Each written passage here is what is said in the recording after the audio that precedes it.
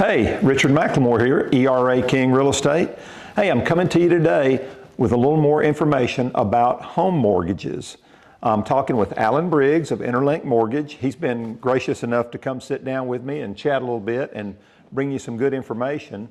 The subject matter in this video relates to the difference, the critical difference between using a local lender, and I like to use the term a lender that has brick and mortar in our community, versus going to an online lender. And I'm not going to name any specifically, but you've all heard the commercials on TV about how easy a process it is, the application. And I want Alan to explain the difference to you about how your offers can be viewed if they're with your lender is a local lender versus an online, and we'll get a little bit deeper into that. Alan? Yeah, another great question, and I get this all the time because I talk to customers throughout the week. I talk to real estate agents throughout the week.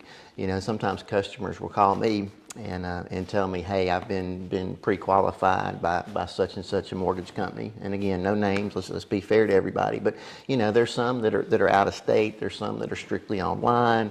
And you know, from my 18 years in the business, I've talked to customers and realtors that have had experience with those type of mortgage companies, and usually the common denominator that all of them say is number one, it's very hard to get any kind of communication from them.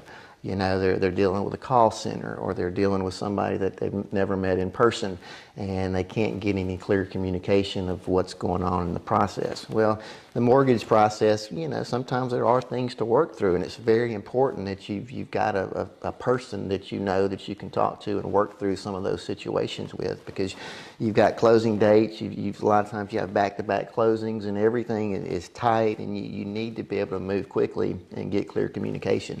Another common denominator will be, hey, we miss our closing dates because there's not a lot of urgency. You know, when you're here, when you're local, when you know the customers and you've met them face to face and shook a hand, and they've come into your office, and you know their story with their family, and you know their realtors, and you know their situations and timelines, it makes it a little more urgent to make sure you meet those time frames and make sure everything goes smooth.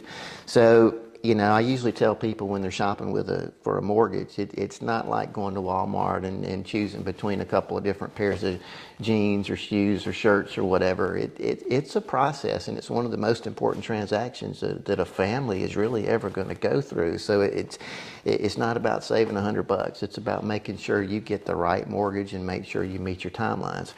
I've never heard of a story where somebody's sitting at a closing table and their closing has been delayed, and they look and say, I sure am glad I saved a couple $100 by using that out-of-state online lender. I was just thinking as you were talking through that about from the borrower's perspective, and then from the seller's perspective, when they're entertaining offers for their home, you know, their agent, if they're savvy, is going to be looking at those offers, and it's not just going to be about you know, the price of the house, how much earnest money they're putting down, whether or not they need, you know, a home warranty, closing assistance, whatever. They're looking closely at that lender letter to see who their lender is. Is it somebody in town? And I've had agents ask me straight up, are they using an in-town lender or online?